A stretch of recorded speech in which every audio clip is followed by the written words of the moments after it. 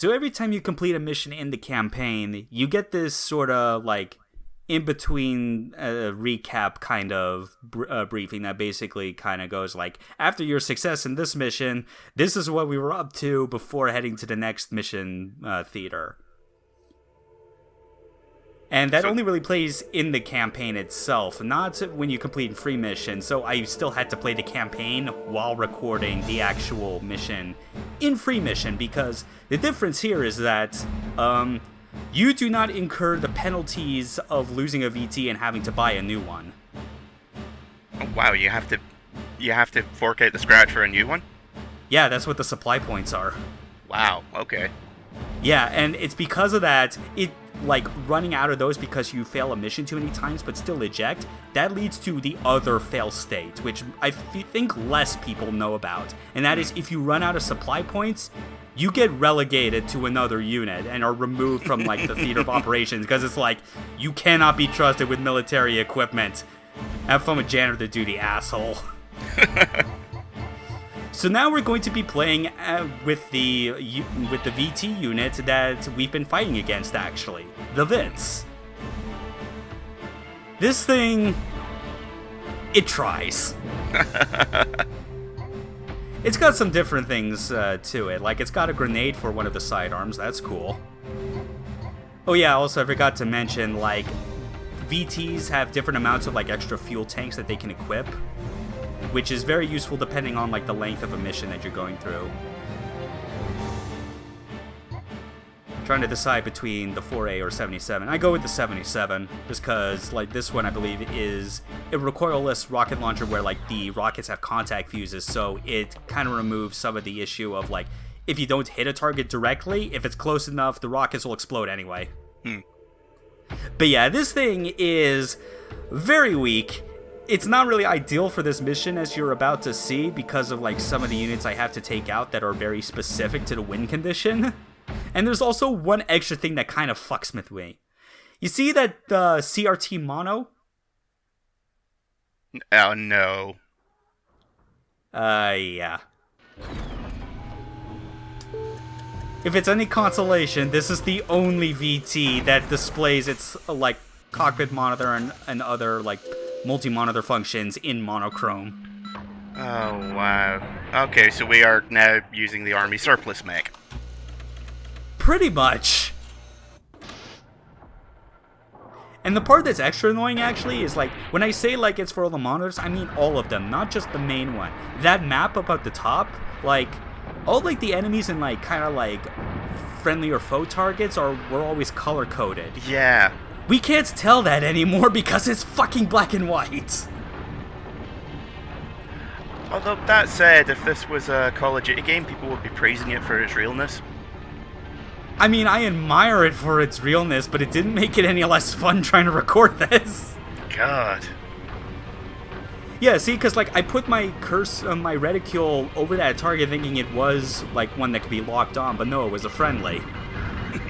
So yeah, you pretty much have to like paint over the target until you hear that familiar beep, then you can lock on.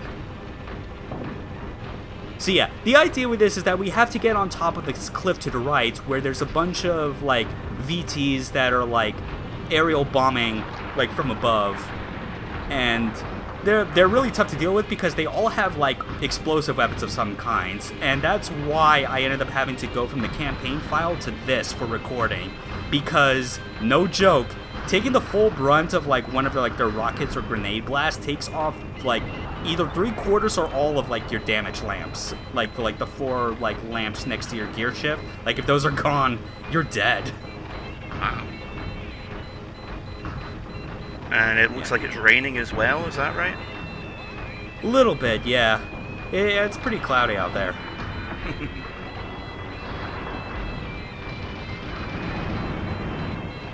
140 millimeter like machine gun is pretty good as far as like dealing with VTs, even if it's like it's not really good in terms of like single shot power, but it's kind of good enough for like getting you to a point where you could potentially knock over a VT. And that's like something that actually I think is a very important factor if you're playing this normally and trying to decide on like what weapons to bring, and that is like how quickly and efficiently can you basically knock over an enemy. Because if you do that, they can't attack you, and that's basically like more time for you to get free shots off of. I've played quite a few mech tabletop games which are more focused in disabling the enemy so you can get free hits on them. Yeah, and at least with this game, really the only type of disabling is knocking them over. There's nothing like in the way of like heat management, for instance, you know? It's not quite like a mech warrior. Thank God for that. Yeah. That's one thing I do think I would give Mech Warrior like more credit for compared to this is, I guess, just the more like variety and options in how you want to like set up like your like weapon loadouts and sets, because like you can get real crazy with like how much you want to try and equip onto your mech's different hard points. Whereas this, I feel like it sticks more to the kind of Japanese mecha tradition of like left and right side weapons. I take it there's no jump jets or anything at the moment. There isn't. Like, you really only have the slide step, which is just like a ground planar kind of dash. And that's the sort of thing about it where it's like, so while it's not heat management, it is battery management. You might recall, like, when I did, like, the HUD breakdown, like, one of the meters, like, in the right side below the radio tuner, that meter, like, that goes up when you use the slide step, and that's basically how it limits you from just abusing the hell out of it. Because, like, the idea in Universe is that it's taking a whole lot of electrical and hydraulic power just to make the VT shift its position that much in a direction quickly. Fuck you think this is Code Geass? Get out of here. No, but at the very least, like, slide step still makes me like this a whole lot more than I feel like I do with like Mech Warrior, at least with like the few Mech Warriors that I dabbled with, just because like having interesting mobility options, even something that's meant to be like a hardcore simulation as this, I feel is still important to like good mecha game design. Mech Warrior, a lot of it's like mobility, like I guess like strategizing is more like having like an efficient route, which this game also does have, like, you know, managing like your throttle and turning and like having like your lance formations and all that be proper. But at least with this, having something like a lateral dodge just does a whole lot to make engagements with other VTs slightly more interesting.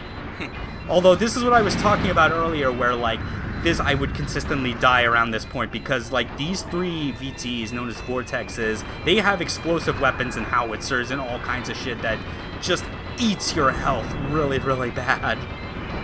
Yeah, are they well armed, or are your weapons that you've got equipped just that weak? They're well armed. It's less my weapon, because like some of these weapons, like they have overlap with other VT loadouts. Yeah, it's just they know how to use their explosives way better than I do. Because I was kind of shit with my use of grenades and the recoilless cannon. But yeah, that was kind of a pain to do. Like, the monochrome monitor definitely didn't help. But fuck it, like, I did it for the sake of this LP, just so I could prove to people, yes, I played through this game with every VT and showed what they are like. Now, can we all get back off the short bus and into a proper machine? Oh, we will. In fact, next mission, we're going to be using the VTs that gave us the most trouble by the end. So, yeah, hope you enjoy artillery strikes. Do I? No, not really. Not on you, but other people. Oh, well then, do I? Wait, no, it depends on who those other people are. Shit.